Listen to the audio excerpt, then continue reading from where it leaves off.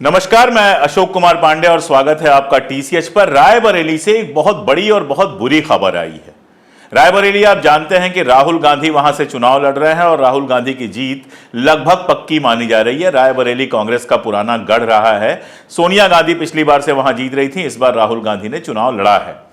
चुनाव होता है, रैलियां होती हैं, बहुत कुछ होता है। कुछ चीजें ऐसी हैं जो हर पार्टी लगभग करती है, जैसे लोगों को थोड़े बहुत पैसे वगैरह, कोई लालच वगैरह देकर रैलियों में लाना।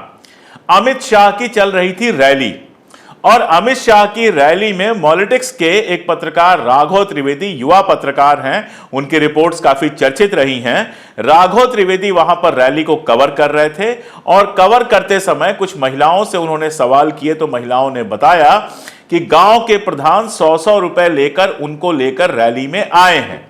अब यह सामान्य सी बात है, ऐसी खबरें लगातार आती रहती हैं और ऐसा नहीं है कि भारतीय जनता पार्टी के नेता ही ऐसा करते हैं। मैंने बचपन से चुनाव बहुत सारे देखे हैं, चुनाव में यह सब होता है, सभी पार्टियां करती हैं लगभग। लेकिन राघव त्रिवेदी जिस समय यह सारा कुछ कर रहे थे, अचानक भारतीय जनता पार्टी के कुछ लोगों ने उनको घेर लिया और घेरने के बाद उनके साथ गाली गलौज करने लगे।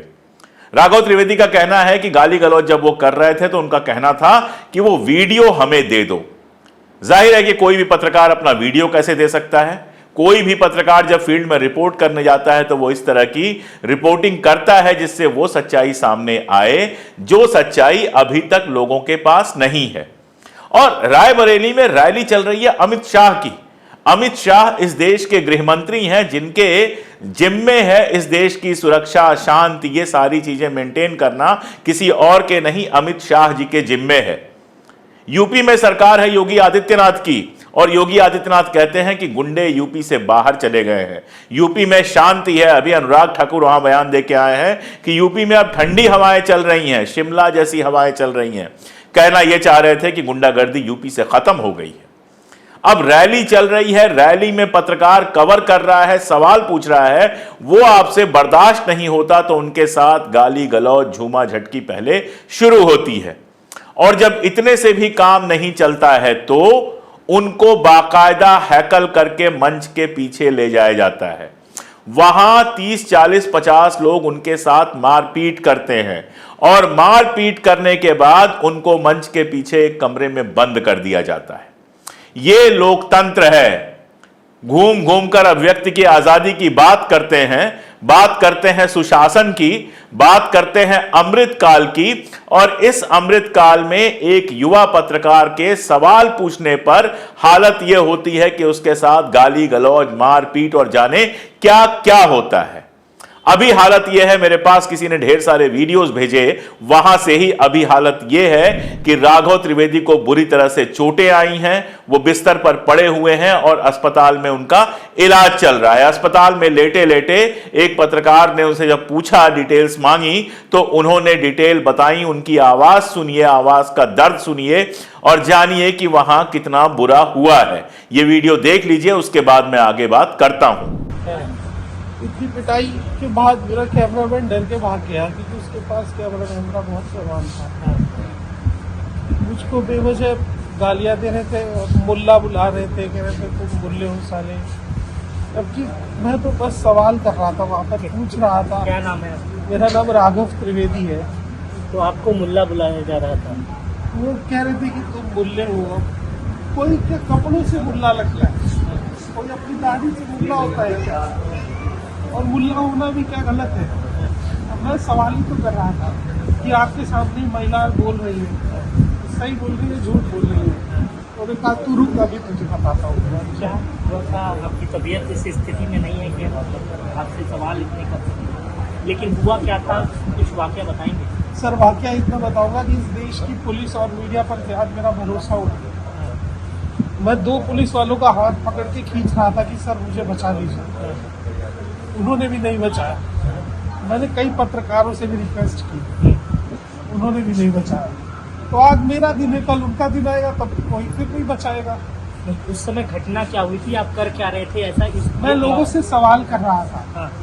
अमित शाह जी मंच पे बोल रहे थे, अब लोग उठ करके जा रहे थे। तो मैंने पूछा कि आप जिनको सुनने आए थे उनको सुन तो लीजिए पूरा, तब जाइए क्या बोल रहे हैं वो। तो जब लोगों को भारतीय जनता पार्टी के कुछ नेता और कार्यकर्ता उन्होंने गले में बैज भी पहन रखा था, उन्होंने देखा कि वो महिला ऐसा बोल रही है, तो फिर वो मेरे पीछे पीछे आने लगे। उन्होंने मुझे वॉच किया और एक जगह पकड़ लिया और मुझसे वीडियो मांगने लगे कि वीडियो दे दीजिए तो आपको छोड़ देंगे, वरना नहीं जाने देंगे। और फिर उन लोगों ने भीड़ में मुझे मारा और मंच के पीछे एक रूम में लॉक करके रखा। भारतीय जनता पार्टी के लोगों ने आपको मारा और मंच के पीछे लॉक करके रखा थोड़ी देर, मंच के पीछे लॉक करके रखा। फिर मुझे बाहर ला के कह रहे थे कि इनको घर ले चलो, इनकी खातिरदारी करते हैं। मुझे चक्कर आ गया, मैं बेहोश हो गया, तो वो लोग वहाँ से मुझे छोड़कर चले गए।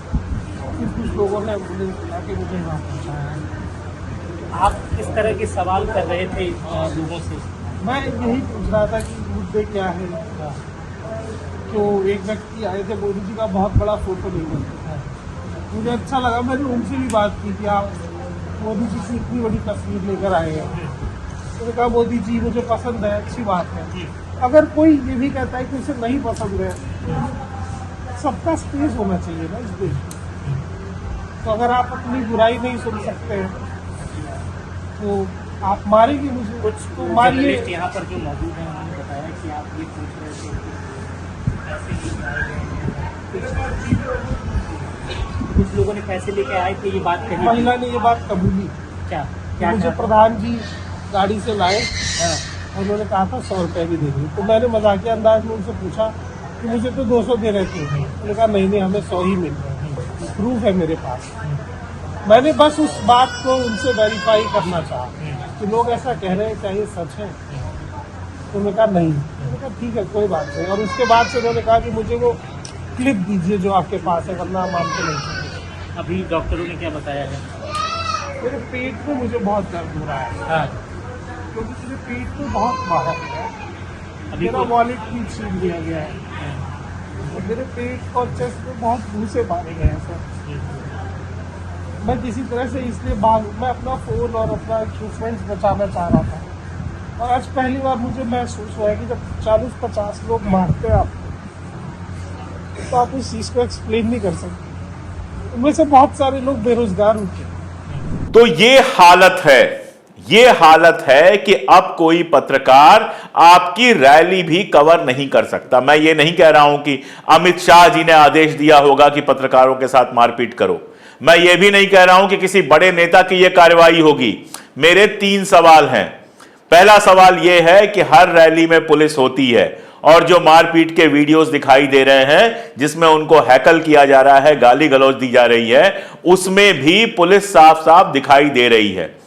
पुलिस अधिकारी वहां पर दिखाई दे रहे हैं जिनकी उपस्थिति में युवा पत्रकार राघव त्रिवेदी के साथ यह सारा दुर्व्यवहार हो रहा है। पहला सवाल मेरा यह है कि उत्तर प्रदेश की पुलिस वहां पर क्या कर रही थी जब दिल्ली के एक पत्रकार के साथ वहां पर भारतीय जनता पार्टी के लोग, और मैं भारतीय जनता पार्टी के लोग इसलिए कह रहा हूं क्योंकि इस सवाल से परेशानी सिर्फ भारतीय जनता पार्टी के लोगों को हो सकती है, और अमित शाह की रैली में कम्युनिस्ट पार्टी और कांग्रेस पार्टी के कार्यकर्ता तो होंगे नहीं, भारतीय जनता पार्टी के कार्यकर्ता ही होंगे। तो मेरा पहला सवाल यह है कि पुलिस ने क्या किया?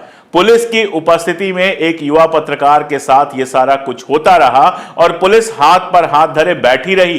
क्या पुलिस उस युवा पत्रकार को सुरक्षित तरीके से वहां से बाहर नहीं ला सकती थी? या फिर जो लोग उसके साथ गुंडई कर रहे थे, मारपीट कर रहे थे, क्या उन लोगों को रोक नहीं सकती थी? यह मेरा पहला सवाल है। दूसरा सवाल यह है कि क्या अब सवाल करना इतना मुश्किल हो गया है? इसके पहले भी हमने देखा है कि मिड डे मील की योजना में गड़बड़ी जिस पत्रकार ने रिपोर्ट की थी उसके खिलाफ कोर्ट में केस हो गया था, उसको जेल जाना पड़ा था। किसी अस्पताल में कोई खराब स्थितियां हो, उसको अगर कोई पत्रकार रिपोर्ट करता है तो सरकारी कामकाज में बाधा बता दी जाती है, बाकी का तो आप छोड़ ही दीजिए। तो अब यह हालत हो गई है कि स्थानीय प्रशासन भी पत्रकारों से डरता नहीं है, डरना चाहिए भी नहीं किसी को, लेकिन पत्रकारों को काम नहीं करने देना चाहता है ताकि उसकी जो कंडीशन है, उसकी जो गड़बड़ियां हैं वो बाहर ना आए। तो क्या अमित शाह जी की रैली हो या राहुल गांधी की रैली हो या किसी की भी रैली हो तो पत्रकारों को जाकर वहां से सिर्फ लाइव दिखाना चाहिए? क्या जनता से सवाल नहीं पूछे जाने चाहिए? क्या जनता की बात सामने नहीं आनी चाहिए? और तीसरा और आखिरी सवाल, ये जो कहा जाता है कि यूपी से गुंडे बाहर चले गए हैं, वो कहां चले गए हैं? अगर गुंडे बाहर चले गए हैं तो एक पत्रकार के साथ एक गृह मंत्री की, केंद्रीय गृह मंत्री की रैली में ऐसा घटिया व्यवहार कैसे हो सकता था? एक सवाल और जोड़ देता हूं, मीडिया, गोदी मीडिया बहुत बड़ी बड़ी बातें करता है, यह भी तो पत्रकार है ना? क्या गोदी मीडिया की पूरी पत्रकार बिरादरी, एंकर बिरादरी इस तरह की घटना को सामने लेकर आएगी? क्या अपने यहां बहस चलाएगी कि पत्रकारिता करना हुआ मुश्किल, राघव त्रिवेदी को पीटा गया? क्या इस पर वो बात करेगी कि एक पत्रकार वहां पर महिलाओं से इंटरव्यू कर रहा था, महिलाओं से सवाल पूछ रहा था और ना केवल उसको भद्दी भद्दी गालियां दी गई बल्कि उसके ऊपर हमला किया गया? और क्या इस मामले में अमित शाह जी से, भारतीय जनता पार्टी से सवाल पूछेगा? आप भी जानते हैं और मैं भी जानता हूं कि कुछ नहीं पूछेगा। क्यों? क्योंकि एक पत्रकार के साथ जब यह हो रहा है तो वो पत्रकार उनकी टोली का नहीं है, उनकी गोदी मीडिया का नहीं है। और छोड़ दीजिए, अगर वो गोदी मीडिया का भी होता तो इस पर कोई सवाल नहीं पूछा जाता, क्योंकि सरकार के खिलाफ चला जाता। यह बात ही सरकार के खिलाफ चली जाती कि अमित शाह जी की रैली में इस तरह की घटना हुई। लेकिन आप जो आम जनता है, मैं जो आम जनता हूं, हमें तो यह सवाल पूछना पड़ेगा कि क्या अब वाकई देश में तानाशाही की ऐसी हालत हो गई है, या तानाशाही ऐसे स्टेज पे पहुंच गई है कि एक पत्रकार रैली के अंदर लोगों से सवाल नहीं पूछ सकता? और अगर वो सवाल पार्टी के खिलाफ होंगे, अगर वो सवाल सत्ता के खिलाफ होंगे, अगर उनसे सत्ता के नुकसान का कोई भी अंदेशा होगा, तो क्या उसके साथ अब ऐसा व्यवहार किया जाएगा? आज उसको लाठियों से मारा गया है, कल चाकुओं गोलियों से कोई मार सकता है। पत्रकारों के साथ अगर यह सब होता रहेगा तो आप बताइए कि सच्ची और सही खबर आपके सामने कैसे पहुंचेगी? यह सवाल सिर्फ एक संस्था, पॉलिटिक्स या उसके पत्रकार का नहीं है। यह सवाल हर उस व्यक्ति का है जो चाहता है कि देश में लोकतंत्र हो और सवाल पूछा जा सके। राहुल गांधी से पत्रकार कुछ भी पूछ लेते हैं, कोई कांग्रेसी कार्यकर्ता उनकी पिटाई नहीं करता। अखिलेश यादव से कुछ भी सवाल पूछ लीजिए, कोई समाजवादी पार्टी का कार्यकर्ता उसकी पिटाई नहीं करता। यहां तो अमित शाह से सवाल पूछा भी नहीं जा रहा था। अमित शाह की रैली में जो महिलाएं आई थी वो बता रही थी कि 100-100 रुपए देकर हमको लाया गया है, और इसकी रिपोर्टिंग करना अपराध हो गया। उत्तर प्रदेश की पुलिस हाथ पे हाथ धर के बैठी हुई है, कैमरे में सारे लोग दिखाई दे रहे हैं। क्या उत्तर प्रदेश पुलिस का यह फर्ज नहीं बनता कि इन लोगों को गिरफ्तार करके इनके ऊपर उचित धाराओं में मुकदमा चलाया जाए?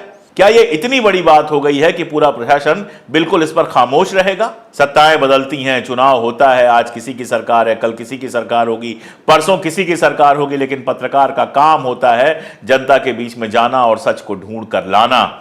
जब पत्रकारों को उनका काम करने के लिए रोका जाएगा तो यकीन जानिए कि आम आदमी भी जिस दिन अपनी किसी मुसीबत पर, अपनी किसी परेशानी पर सवाल उठाएगा, उसके साथ भी यही हरकत की जाएगी। मैं ज्यादा कुछ इस पर नहीं कहना चाहता हूं, ज्यादा कुछ क्या कहा जाए। सीधी सी बात है कि एक पत्रकार जो ईमानदारी से अपना काम करने का कोशिश कर रहा था, उसको रोका गया, उसको मारा गया, पीटा गया। इसकी निंदा के अलावा, इसकी कड़ी से कड़ी निंदा के अलावा और क्या किया जा सकता है? लेकिन आपसे मेरा यह सवाल है कि जो लोग ये गुंडई कर रहे हैं, क्या आप उनको ऐसे ही बर्दाश्त करते रहेंगे? अगर करना चाहते हैं, करते रहना चाहते हैं, तो याद रखिए कि आज राघव त्रिवेदी की बारी थी, कल मेरी बारी होगी, परसों आपकी भी बारी होगी। और अगर आप ऐसे लोगों को बर्दाश्त नहीं करेंगे, तब ऐसा समय आएगा कि मैं भी सवाल पूछ पाऊंगा, आप भी सवाल पूछ पाएंगे।